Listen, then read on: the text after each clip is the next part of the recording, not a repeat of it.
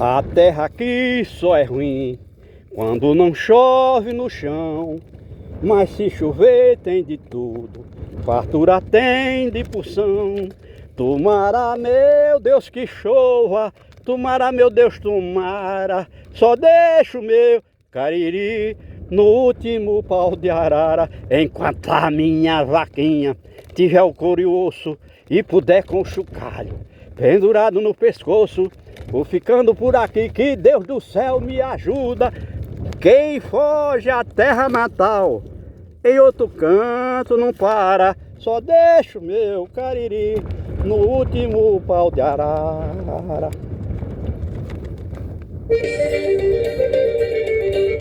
Essa música do cancioneiro nordestino, aliás, a música do cancioneiro nordestino, quando é promovendo a seca, como se fosse uma lástima, é música de sacanagem, subentendida. O homem se alimenta dessa situação.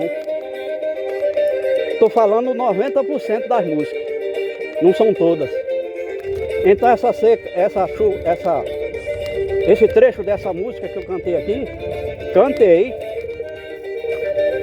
ela se refere a uma seca que existe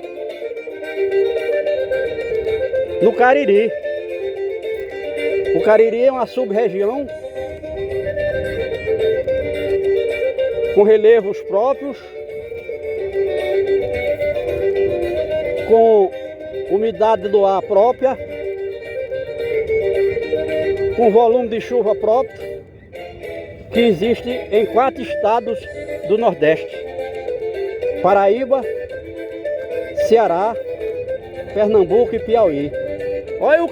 Olha só o cardeiro, o mandacaru, absolutamente amarelo, perdeu a água e perdeu a clorofila, tá morrendo. Bom, aí o homem fazia essas músicas, muitas vezes em plena estação chuvosa do Nordeste, porque para ele aquela chuva que estava caindo ali não ia concorrer para tirar esse estigma, esse status de seca nordestina. Porque ele não quer assumir, nós nordestinos não assumimos que a seca somos nós mesmos. Durante todos esses vídeos que nós fizemos hoje, nós mostramos que essa seca aqui não é natural. Se choveu 800 milímetros de chuva aqui, não era para ter seca. E por que tem seca? Primeiro porque isso aqui era uma cobertura vegetal que tinha 7.000 metros cúbicos de madeira por hectare. Aqui tinha mais de 200 árvores, ou seja, planta a nível de árvores.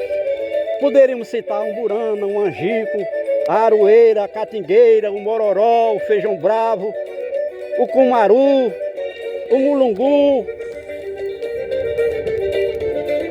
o umbuzeiro, que nós vamos se aproximar dele. Para quem não sabe, o umbuzeiro é planta nativa daqui. E nós estamos nos aproximando dele para ver como é que ele está se comportando diante da seca. E lá vamos nós na direção do umbuzeiro. Pode-se ver já à distância que ele está criando algumas folhas. Mas como que o umbuzeiro está criando folha se todo o resto das plantas está seca, morta, desfolhada? É porque o umbuzeiro tem uma característica de, durante a chuva, captar água por intermédio de suas raízes e armazenar essa água, que vai formando a seiva, que vai circulando no corpo do umbuzeiro mesmo sem chuva. E aqui nós estamos vendo algumas características da seca que o umbuzeiro ignorou parcialmente. Não podemos dizer que ele está certo, que ele está feliz, porque a gente vê que aí não tem nem 5% das flores que ele precisava botar para produzir um buzeiro aqui. Aliás, produzir um burro e folhas. Na botânica se fala que a flor é folha modificada, mas aqui as folhas estavam tão poucas que a flor praticamente é inexistente. Raríssimos aqui. E um buzeiro a gente vê o tronco, suas raízes aqui afloradas,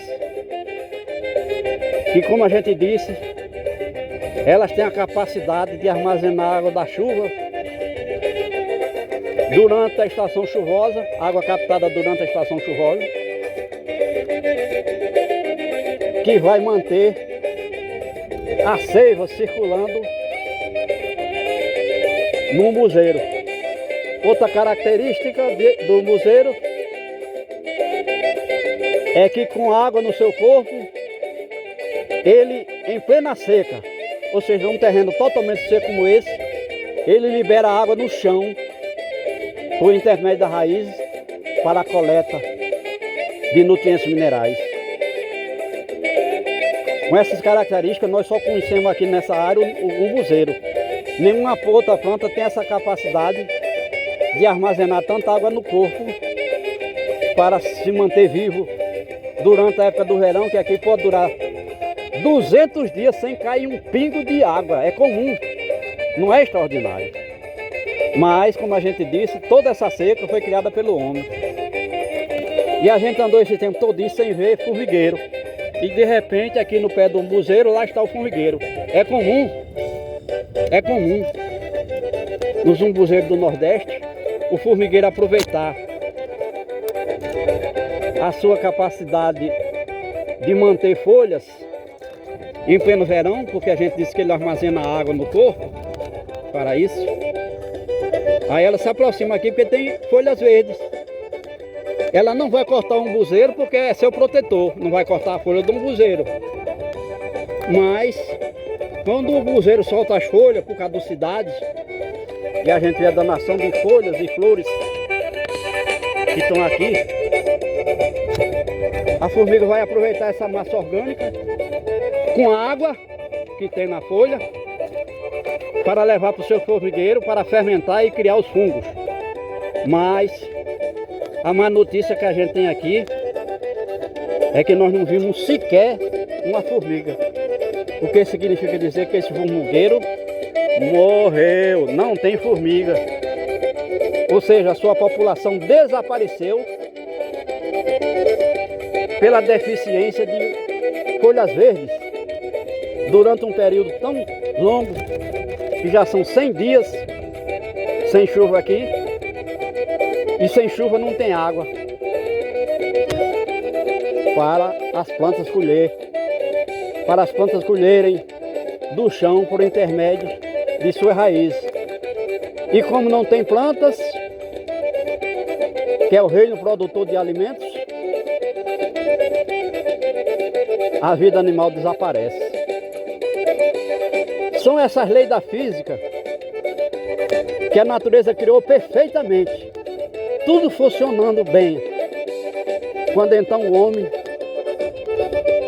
achou que isso aqui era dele, essa terra, que ele não contribuiu com nada para que pudesse ser dono, porque inclusive é um ser absolutamente nocivo, agressivo, e ele foi destruindo aqui uma cobertura vegetal, que, como a gente sabe, é o quinto elemento da natureza,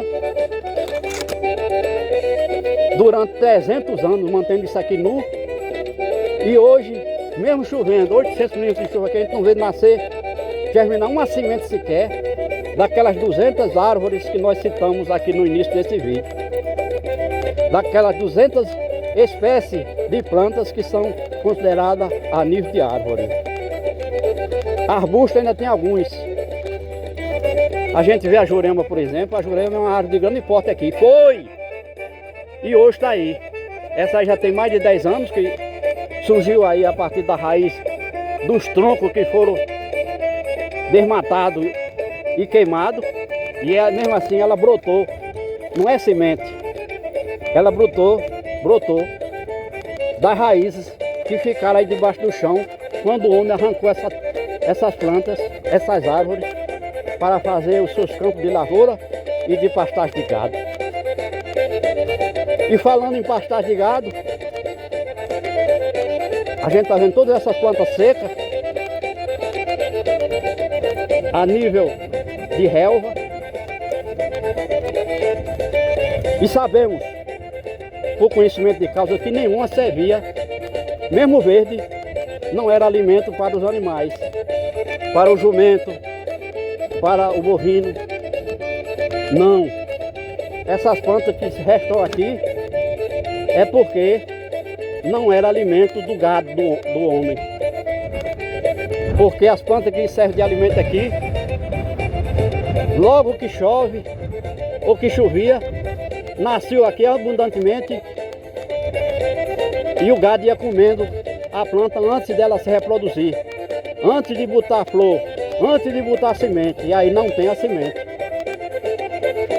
E a gente vê que essas plantas, todas secas, ela tem vida curta, não chega a 180 dias.